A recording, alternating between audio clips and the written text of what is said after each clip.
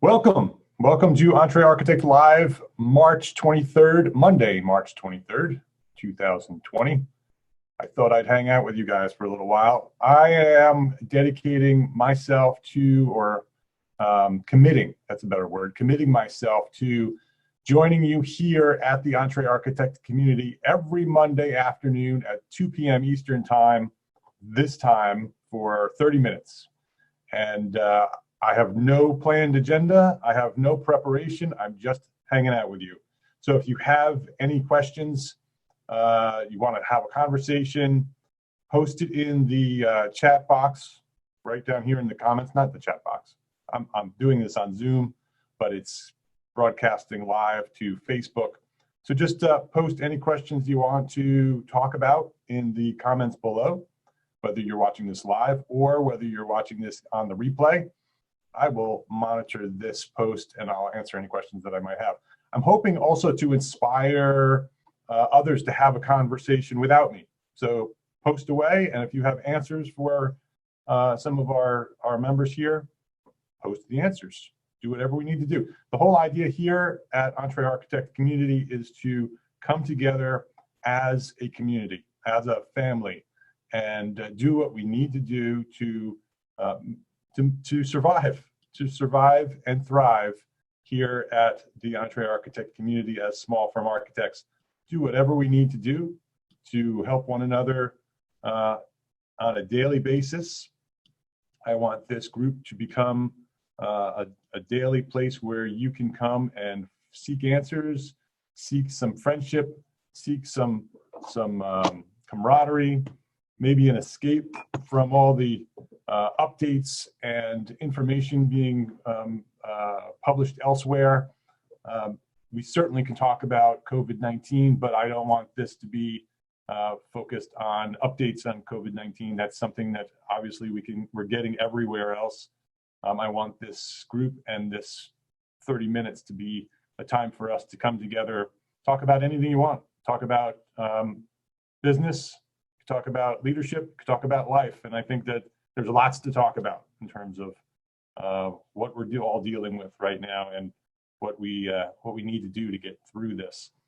I did post last week an announcement that I was going to be doing this every Monday at 2 p.m. Eastern time. And I did get some questions because I requested questions. I'm going to put a post in the group every week for questions for the following Monday. That way I can be prepared for answering any of those questions that you might have.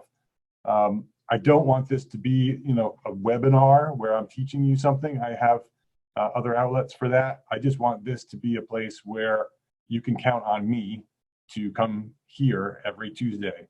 And I'm hoping to give you a little bit of positivity, a little bit of hope, a bit of a break from our social distancing and living and working among our families. It's not easy. I'm doing it too here. This is my home. This is my studio. Luckily, my studio is dedicated to work. It's a space on the second floor away from everyone else here in my home. It is something that I set up a long time ago. Well, this room I didn't set up a long time ago. This room I set up in July. It's actually not set up, which is why the curtain's there. But I've had a home office for a long time. So I'm happy to answer any questions that you may have about working from home. And I was going to focus on that because everybody's sort of dealing with that. But it looks like there is a tremendous amount of information about working from home going all over the internet. So it's all good.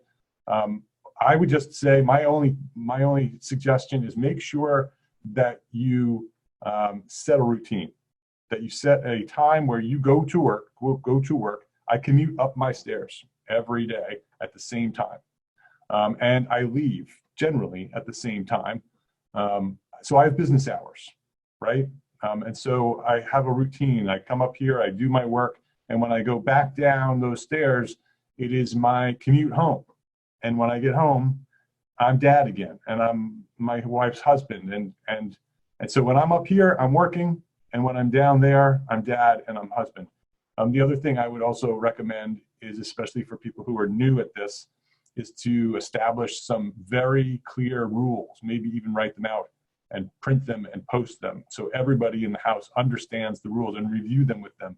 And so they understand that if the door is closed, the door means, you can't come through. If the door is open, then you can come in. Whatever your rules are, in order to make your time working from home easier and a little bit more cooperative, that's what you need to do. And that way everybody understands the rules. I've been working from home. Anne Marie, my wife, who's also my architecture business partner, we've been working from home for a long time. So our children were small when we started, and so they needed to learn the rules. They needed to understand that they couldn't just burst into my office anytime they wanted to, that when the door was closed, Daddy was working. And so I would highly recommend that you do that too. Find a dedicated space, even if it's a space in the corner of your living room, if that's all you have, and make that corner of the living room workspace. Don't try to work all over your house and wherever you are. It's much easier to establish those routines if you have a dedicated space, and it's easier to establish those rules so people can understand and see you in your workspace. So it's easier that way if you have a dedicated workspace. So those are 3 tips that I have for working at home.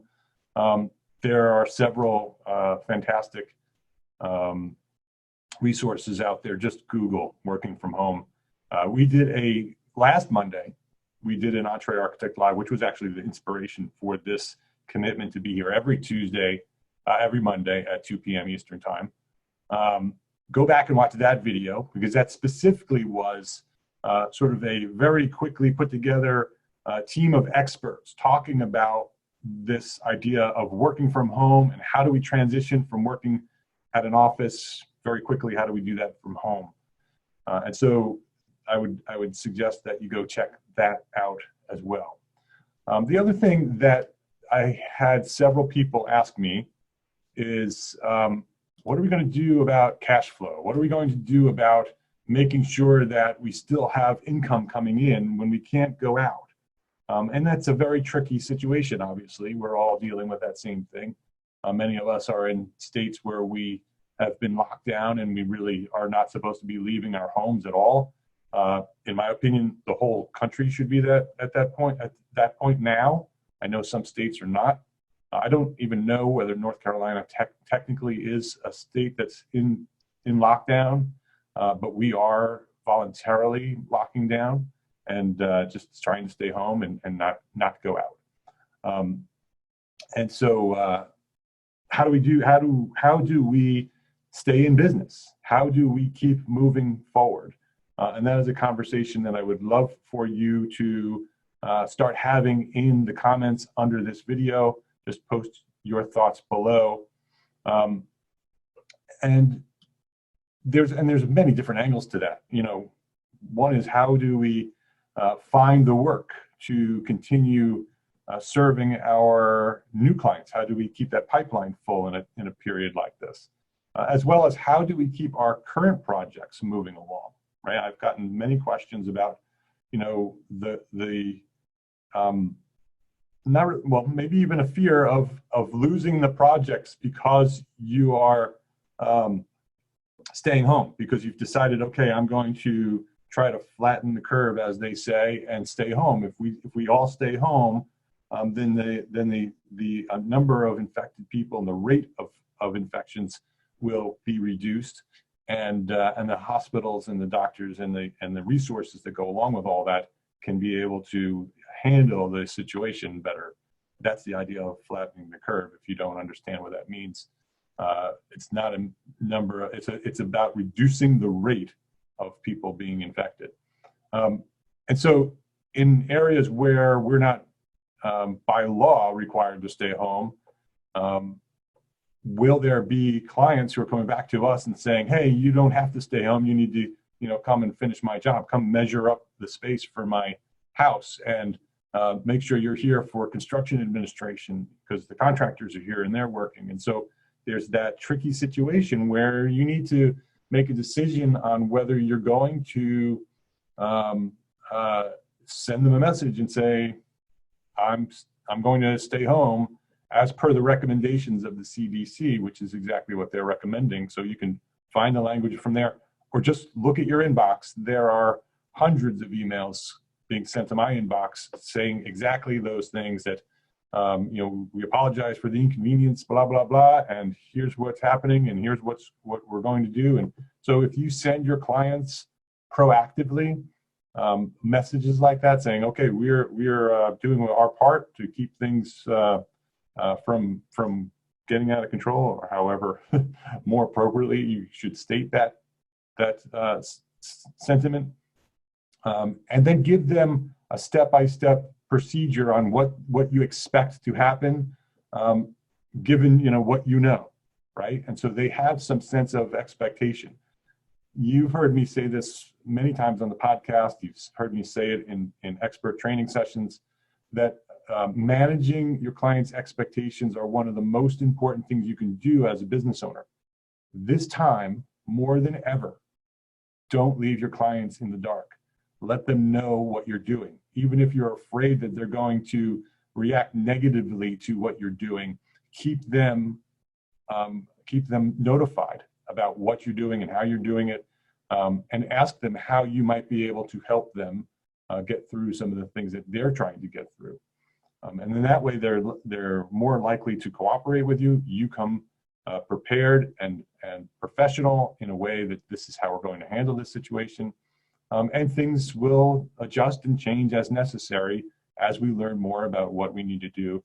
You have to remember that everyone is living in that same situation. Everyone is living this uncertainty right now. It's not foreign to anyone right now. The entire world is living with uncertainty. So no one really knows what's about to happen in the future.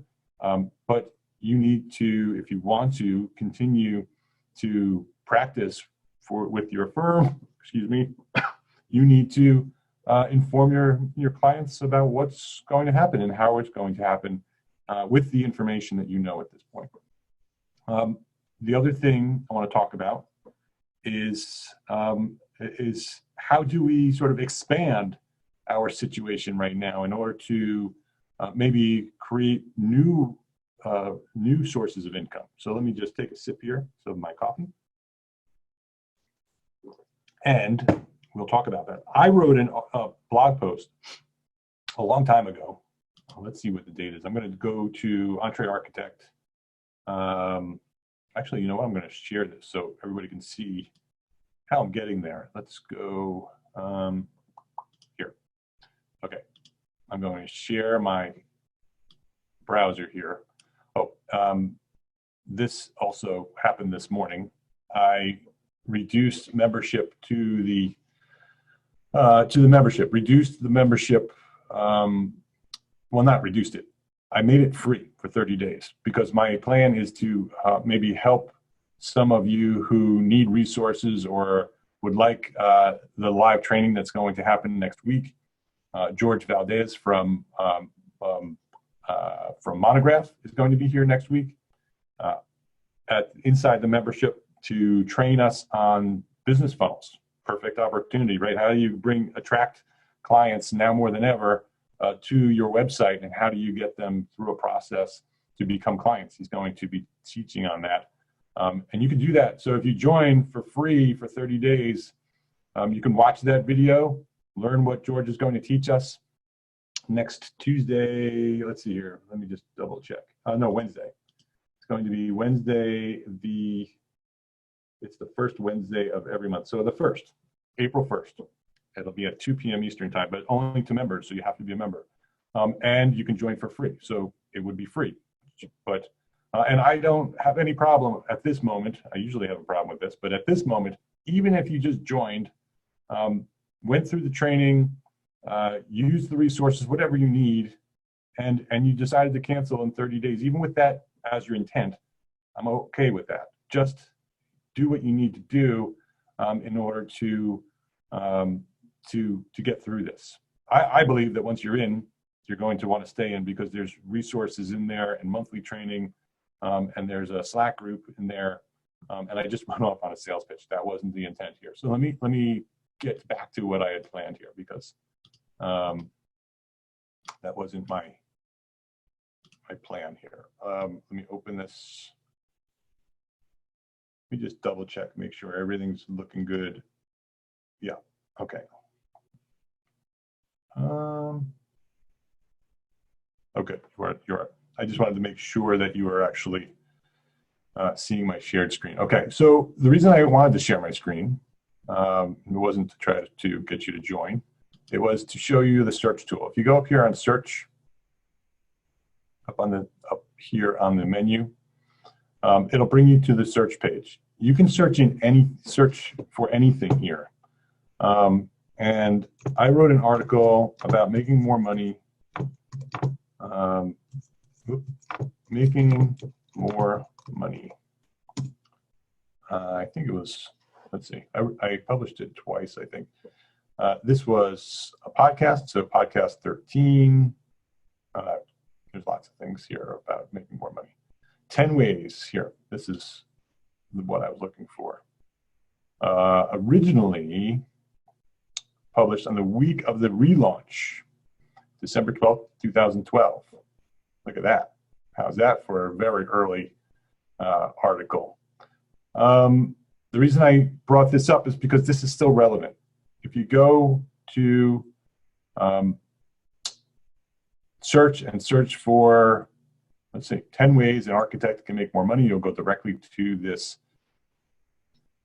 article, or just go to this URL, but it's easier just to click the search and then do 10 ways an architect can make more money. This article is still relevant to what we're going through now because it's still about getting noticed. It's still about how do you attract the clients that you want to attract, and what can you do in order to increase your revenue beyond just architectural services, right? So let me just review what I said back in 2012.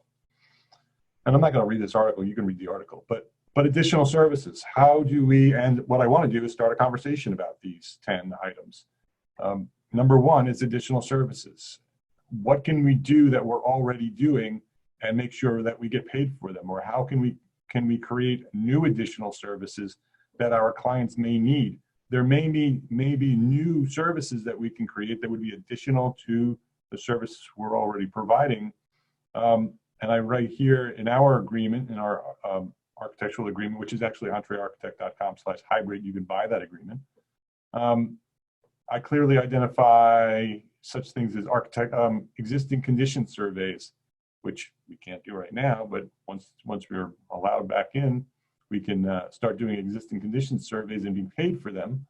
Interior design, kitchen design, 3D modeling, illustration, rendering, estimating, all of that is additional services identified in our hybrid proposal. But you can come up with others, maybe. You know, if you have other additional services, post them in the comments below. The other number two is construction services. We started providing construction services in 2007 as construction managers.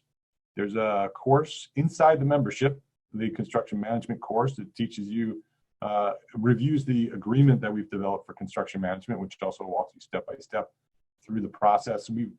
If you're going to offer construction management services, you can more than double your revenue in your fee. So if you have your architectural fee and now you are hired as a construction manager for that same project, we were charging more for our construction management service than we were for our architectural service. And so again, that's limited by being able to access the construction sites right now. But is there a way for us to be able to do that? Number three, selection of fixtures and finishes. That's something we can do remotely, very easily.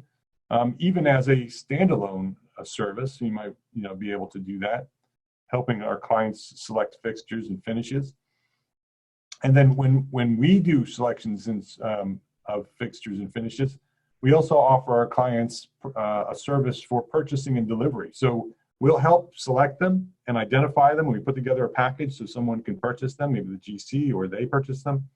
And then we offer our own service in addition to selections. Very often we'll give that away. Architects will give that service away and purchase it too, right? But What you can do is get paid for the selections and then get paid for also purchasing and managing the delivery process, making sure that it gets to where it needs to get to. Number 5 is sell products.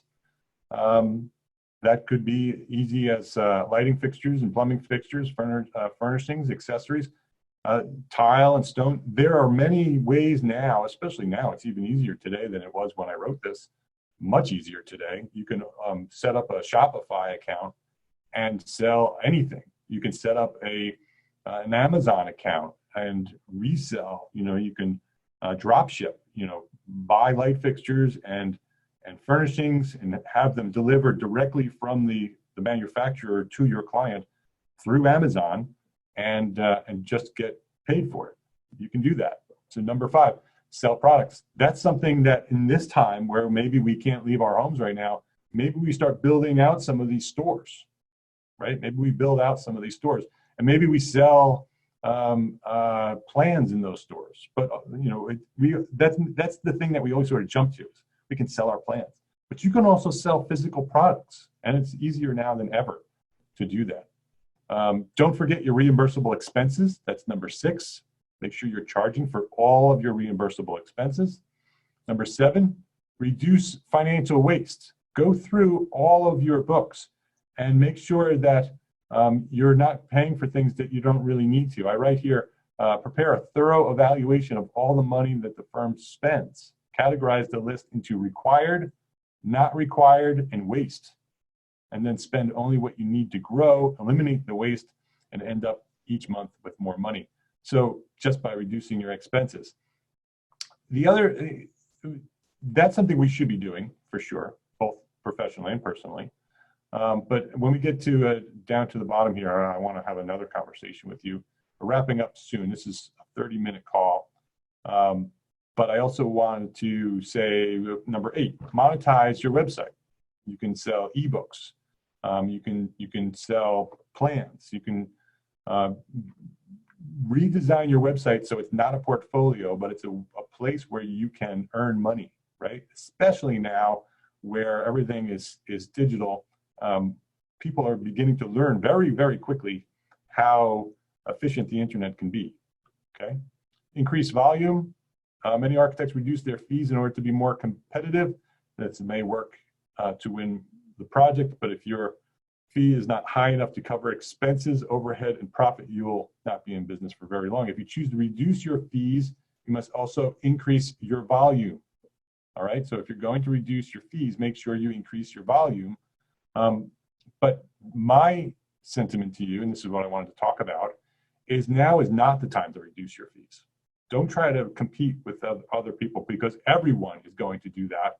And you're just going to be, they call it the race to the bottom. And you can be to the race to the bottom and you'll earn no money and you'll go out of business. So I suggest that you increase your fees and create a way for you to be more valuable, okay? Create a way that you are perceived to be more valuable. And one of the best ways to do that is to build a brand that is more unique, that's very specific in what you do. Target markets. I know everybody's saying diversify, diversify. Maybe diversifying right now is a potentially good idea, but if there are services that people are looking for right now, I posted in the group the other day about an idea that I had that I sort of see this coming, that all of these businesses that are now being forced to work from home are learning that this is an opportunity for them, right? So in the next couple of weeks, months, years, there's going to be this requirement, this necessary service for someone to set up and transition businesses from the old way to the new way, right? From the brick and mortar way to the distributed way. And if you become that expert, if architects become that expert, where we not only design the spaces, but we help them through the process of transitioning, there is a tremendous service that you can build an entire business around that, separate from your architecture firm that does that specializes in that. If you target that market, build a brand around it, that you do that, right? And that you can design the home spaces, because once people go home, and that's the new distributed model, who who takes care of the space that people are going to be working in? There's going to be this need for dedicated workspaces, right? Not just an extra room somewhere. You're going to need a space to work if this is a permanent situation. And so now we as architects can create a service, an entire business around designing those spaces and transitioning the other side, the office space, into a collaborative workspace. So people, maybe they work at home on a regular basis, and then maybe once a week they all go into the office and they collaborate. And so that space becomes a collaborative workspace, would need to be redesigned. It becomes part of the package.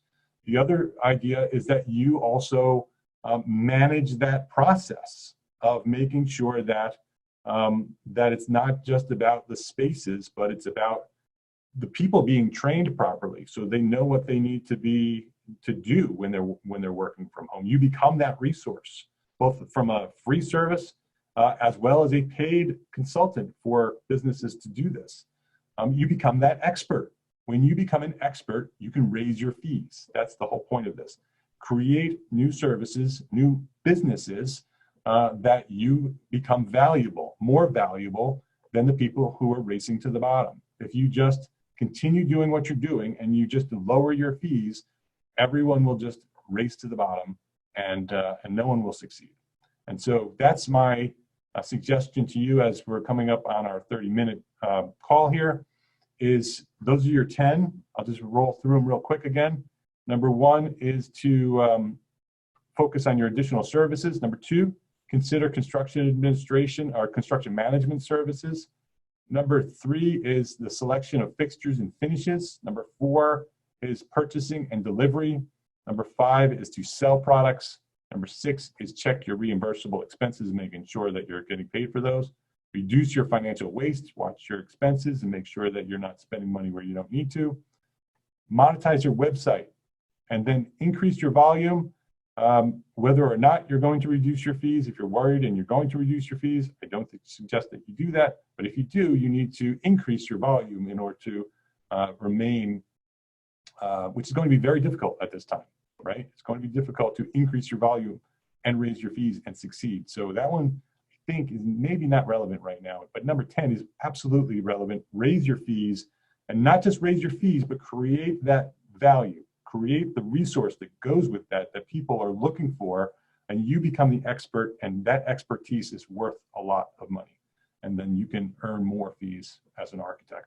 And it doesn't need to be a traditional architecture firm. It can be a business that is run by an architect, and that expertise and the value that comes with the knowledge that it is owned and run and built by a licensed architect, again, makes it more valuable. And so those are some ideas. I hope that's helpful in this 30-minute call. If you like this 30-minute call and you want me to do this every Monday at 2 p.m. for a half hour, I'll come in here unprepared, no agenda, and just talk about anything that you want me to talk about. If you want to post some questions in the comments, and I'm sure there are some questions in the comments right now that I missed, but I'm playing this by ear as well. So I'm running out of time. I can't answer those questions now on the call. I will answer those questions if there are any in the comments. So keep posting them in the comments. If you're watching this later, after I did this live, post in the comments. Tell me whether you like that I did this or not. Tell me if it's worth it. I want you to not only succeed through this, but I want you to thrive at the other side. I want you to look at your business systems and if we have these downtimes, don't let them go to waste. Look at them as an opportunity to develop those business systems that you've been trying to find time to develop those business systems, trying to find time to develop them. Build those systems. Look at new ways of building businesses. And let's do this. Let's do this together. Share everything you're doing here. So if you find something that works for you, share it here so others can do it too. And together we're going to get through this. We're going to get through this. This is not permanent. Yes, there will absolutely be changes that will happen in our society from this moment forward. Things will be different, but that doesn't mean that it won't be better. Okay, so just stay positive, continue to stay positive. Come back to this group and support and encourage one another. And thank you very much for hanging out with me here for 30 minutes, but also thank you very much for being part of this community. I love you all. Thank you very much. We'll see you next Monday at 2 p.m. Eastern time. Spread the word and let me know what you want to talk about. Thanks. Have a good one.